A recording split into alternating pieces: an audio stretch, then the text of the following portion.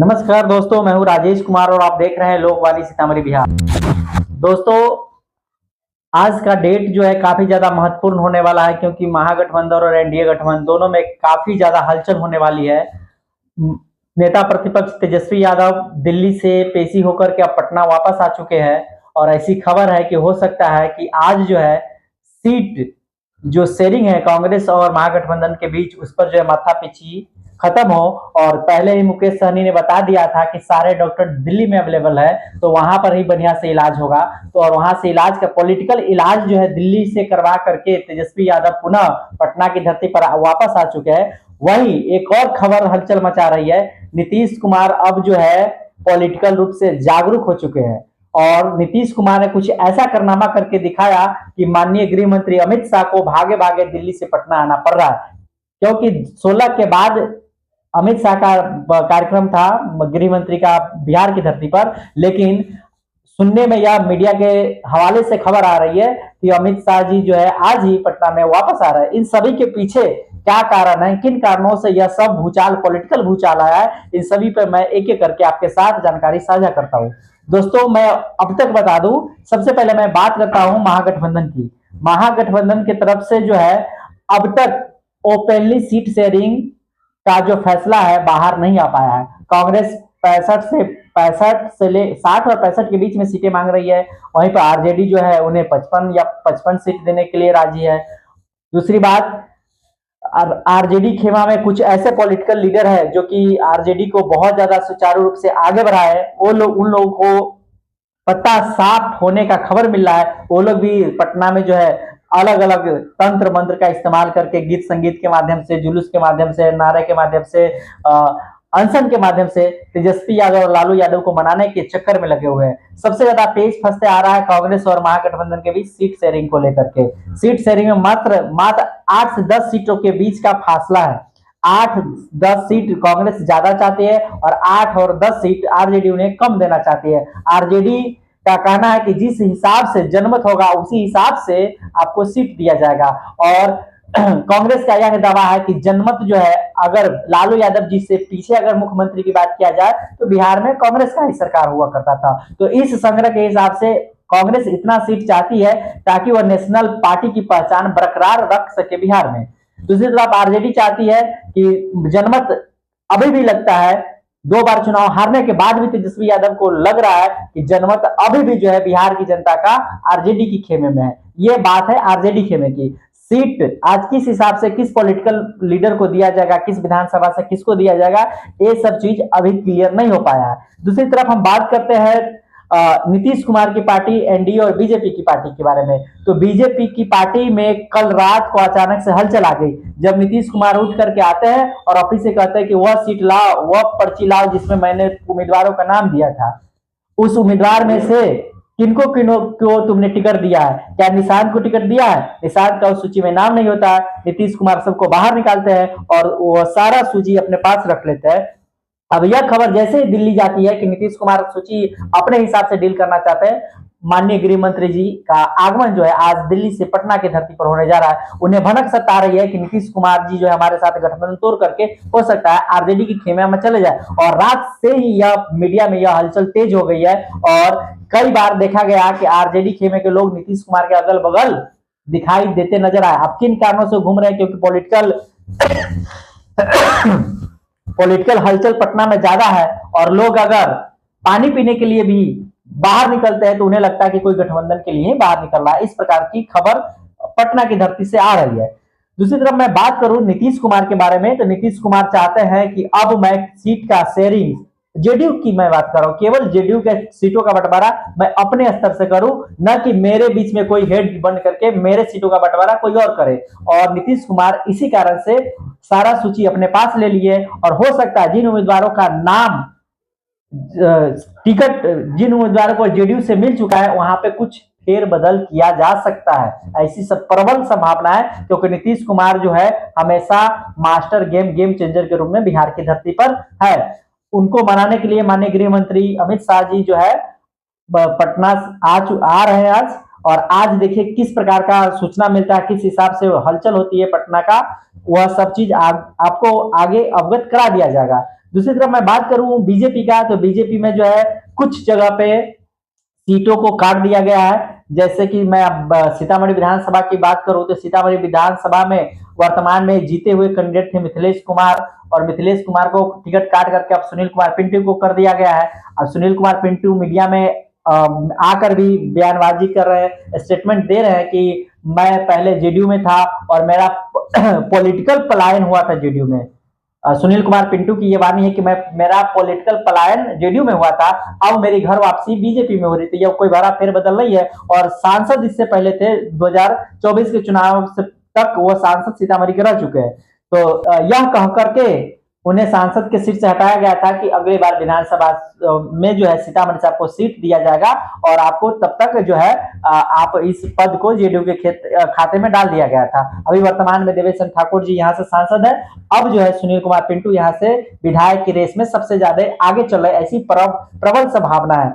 दूसरी तरफ मैं बात करूं आरजेडी से, तो सीतामढ़ी में जो है सबसे ज्यादा आगे रेस में सुनील कुमार कुशवाहा जी जो है, जो कि पिछली बार जोरदार टक्कर दिए थे मिथिलेश कुमार को, तो इस बार पुनः उन्हें टिकट की वापसी हुई है, ऐसी संभावना है सुनील कुमार कुशवाहा की। ये बीजेपी खेमे की बात मैं कर रहा हूं। बीजेपी खेमे में एक सीट और प्रबल कंफर्म चल रहा है, प्रबल दावेदारी रामा देवी, जो कि पूर्व सांसद जो है रह चुकी है शिवहर से, उनके पुत्र को जो है रीगा विधानसभा से लड़ाया जा सकता है, ऐसी खबर मीडिया में आ रही है। और इनको लड़ाने के पीछे का प्रमुख कारण यह है क्योंकि वैश्य समाज का वोटर सबसे ज्यादा रीगा विधानसभा क्षेत्र में है और वैश्य समाज का ही ज्यादातर प्रतिनिधि रीगा विधानसभा क्षेत्र से जीतते आ रहे हैं। हालांकि रीगा विधानसभा का टक्कर काफी ज्यादा कड़क होने वाला है। कड़क इसलिए होने वाला है क्योंकि रीगा विधानसभा क्षेत्र में जो है कांग्रेस से एक बहुत बड़े गद्दावर नेता जिनका नाम है अमित कुमार टुन्ना, जो कि हमेशा से जो है टक्कर देते आ रहे हैं और उनका लड़ाई जो है बीजेपी से सीधे आमने सामने का होगा। बीजेपी एक तरफ अपने बीजेपी के सिंबल पर चुनाव लड़ेगी क्योंकि उनके पास बड़ा चेहरा नहीं है, और वहीं पर कांग्रेस जो है अमित कुमार टुन्ना वहां के बहुत बड़े चेहरे हैं और कांग्रेस का उनका सपोर्ट है, और महागठबंधन के सपोर्ट मिलने के कारण अमित कुमार टुन्ना थोड़ा सा वहां पर रीगा विधानसभा क्षेत्र में भारी पड़ते हुए दिखाई दे रहे हैं, ऐसी इसकी संभावना है। दूसरी तरफ मैं बात करूं इन सभी विषयों के बीच में, तो कौन सी पार्टी ऐसी है जो कि सीटों का शेयरिंग कर चुका है, तो मैं आपको बता दूं नई पार्टी आई है जनसुराज। उन्होंने पहले 51 उसके बाद कल 100 सीटों को अपने उम्मीदवारों का नाम की घोषणा कर दी। उन सभी उम्मीदवारों का नाम अगर बताएंगे तो ज्यादा समय लग सकता है। मैं आपको सीतामढ़ी के आसपास के जो उम्मीदवार है जनसुराज से उनका मैं नाम की घोषणा कर देता हूं और उनके पीछे क्या रीजन हो सकता है उनका भी मैं संक्षिप्त में वर्णन कर देता हूं। दोस्तों मैं बता दूं सीतामढ़ी में कुल 8 विधानसभा क्षेत्र है, जिसमें सीतामढ़ी विधानसभा क्षेत्र से जनसुराज ने जियाउद्दीन खान को अपना उम्मीदवार बनाया है। इसके पीछे का रीजन क्या हो सकता है? इसके पीछे का एक रीजन यह हो सकता है क्योंकि अभी वर्तमान में मेयर जो है यहाँ से मुस्लिम बहुल है और मुस्लिम बहुल में जो है आरजेडी खेमे से नाराजगी रहती है, और इस वजह से जियाउद्दीन खान को जो है उनका पॉलिटिकल पहचान थोड़ा सीतामढ़ी में ज्यादा है। हो सकता है इन कारणों से जो है जनसुराज ने उन्हें टिकट दिया होगा। दूसरी तरफ मैं बात करूं बाजपट्टी विधानसभा क्षेत्र 27 से, वहां से जनसुराज के जो है उम्मीदवार है आजम हुसैन अनवर। यह इंटरेस्टिंग सीट है बाजपट्टी विधानसभा क्षेत्र का, क्योंकि AIM जो कि असदुद्दीन ओवैसी की पार्टी है वो भी बाजपट्टी विधानसभा क्षेत्र से अपना एक मुस्लिम उम्मीदवार उतारने का प्रयास कर रही है, ऐसा चर्चा मीडिया में खबर है। उसके पीछे का कारण यह है कि बाजपट्टी विधानसभा क्षेत्र जो है मुस्लिम बहुल क्षेत्र है और यहाँ पर लगभग 70,000 वोटर ऐसे हैं जो कि मुस्लिम है। अब मुस्लिम वोटर होने के कारण यहाँ पर जनसुराज भी मुस्लिम कैंडिडेट उतार रही है, ओवैसी की पार्टी भी मुस्लिम कैंडिडेट उतार रही है, और वहां पर यहाँ से पूर्व गन्ना और उद्योग मंत्री डॉक्टर रंजू गीता एक बहुत प्रबल दावेदार थी जेडीयू से, तो उनकी अभी खबर नहीं है। रामेश्वर महतो की खबर है। दूसरी तरफ आरजेडी भी जो कि हमेशा से पूरे बिहार में मुसलमान को कोर वोटर मानती है, वो भी जो है आरजेडी से अभी मुकेश कुमार यादव वो यहाँ का उम्मीदवार है, वो भी चाहता है कि मुस्लिम वोटर जो है हमारे खेमे में आए। तो मुस्लिम वोटर इस बार जो है बाजपट्टी विधानसभा क्षेत्र से डिवाइड होने वाले हैं, किसी एक पार्टी को नहीं मिलने जा रहा है। कम से कम 20,000 वोटर ऐसे होंगे जो डिवाइड हो जाएंगे, मेरे अनुमान में मैं ऐसी संभावना जता रहा हूं। दूसरी तरफ मैं बात करूं बथनाहा विधानसभा क्षेत्र से, तो बथनाहा विधानसभा क्षेत्र से उतना हाईलाइटेड क्षेत्र यह नहीं है, यह हॉट सीट नहीं है, क्योंकि यह आरक्षित सीट है और आरक्षित सीट में कोई भी उम्मीदवार यहाँ पे उतना गर्म अब तक चुनावी गर्मी बथनाहा विधानसभा क्षेत्र में नहीं दिखा दे विधानसभा क्षेत्र का। तो बथनाहा विधानसभा एक आरक्षित सीट है और आरक्षित सीट पर यहाँ पर कोई भी पॉलिटिकल हलचल नहीं है। यहाँ पर न बीजेपी की तरफ से कोई प्रबल दावेदार के रूप में अनिल राम विधायक है यहाँ से, और उनकी स्थिति क्या है बथनाहा विधानसभा क्षेत्र में आप लोगों ने पिछले दिनों सोशल मीडिया पे देखा ही होगा। उसके बाद मैं बता दूं कि बथनाहा विधानसभा क्षेत्र में एक मुखिया की उम्मीदवारी जो होती है, जितना हलचल मुखिया की उम्मीदवारी में होता है उसका आधा भी हलचल यहाँ बथनाहा विधानसभा क्षेत्र में नहीं है। कोई भी विधायक ऐसा नहीं है कि लोगों को पॉलिटिकल अभी जागरूक कर दे। देहात की भाषा में इस विधानसभा क्षेत्र को मैं मसवाया हुआ विधानसभा क्षेत्र कहूंगा। आगे मैं बढ़ता हूँ रीगा विधानसभा क्षेत्र से, तो जन स्वराज के उम्मीदवार है कृष्ण मोहन। सुरसंड 26 से उषा किरण जो कि सीताराम यादव सीतामढ़ी जिला से पूर्व सांसद रह चुके हैं, उनकी बहू है उषा किरण। उनकी पॉलिटिकल पकड़ उस हिसाब से अभी नहीं है, पॉलिटिकल वो एक्टिव नहीं है जिस प्रकार से सीताराम यादव हुआ करते थे।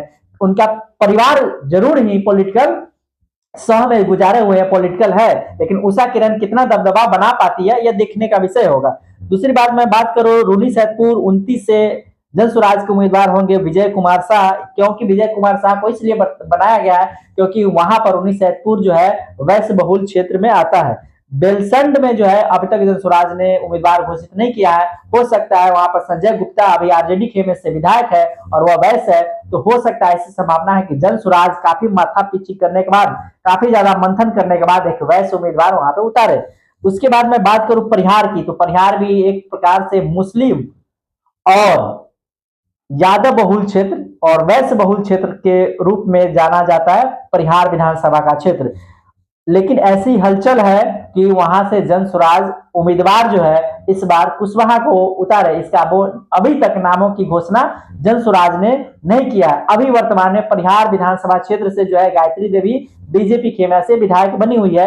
अब उनका नाम जो है बीजेपी खेमे से हलचल में है कि पुनः उनकी टिकट वापसी हो सकती है, उन्हीं को उम्मीदवार बनाया जाएगा। उनके काम से लोग कितना खुश है नाराज है यह परिहार की जनता जानती है और परिहार के लोग ही तय कर पाएंगे कि इस बार क्या होता है, बीजेपी अपना पकड़ मजबूत रखती है या वहां पर कोई परिवर्तन होता है, या आरजेडी वहां पे मजबूत नेत्री जो कि आप लोग सोशल मीडिया पर हमेशा देखते होइएगा।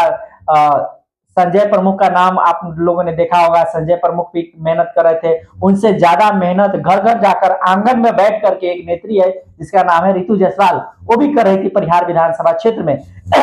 इन सभी का प्रभाव आरजेडी खेमे पर पड़ेगा। आरजेडी खेमा वहां पर परिहार को उम्मीदवार उतारती है या यह सीट कांग्रेस के खेमे में जाता है, या सब चीज देखने का विषय है। आज तक पॉलिटिकल जानकारी जो है, आज तक कल तक का पॉलिटिकल जानकारी मैंने आपके साथ साझा किया। इस प्रकार की तमाम जानकारी मैं आपके साथ लेकर के आता रहूंगा। आप हमारे चैनल को फेसबुक पे देख रहे हैं तो फॉलो जरूर कर ले, वीडियो को शेयर कर दे, और यूट्यूब पर भी यह वीडियो आपको मिल जाएगा, वहां पर जाकर के चैनल को सब्सक्राइब कर ले। आपका दिन मंगलमय हो, शुभ हो, आप स्वस्थ रहे, मस्त रहे। धन्यवाद। आप देख रहे थे लोकवाणी सीतामढ़ी बिहार। जय हिंद, जय भारत।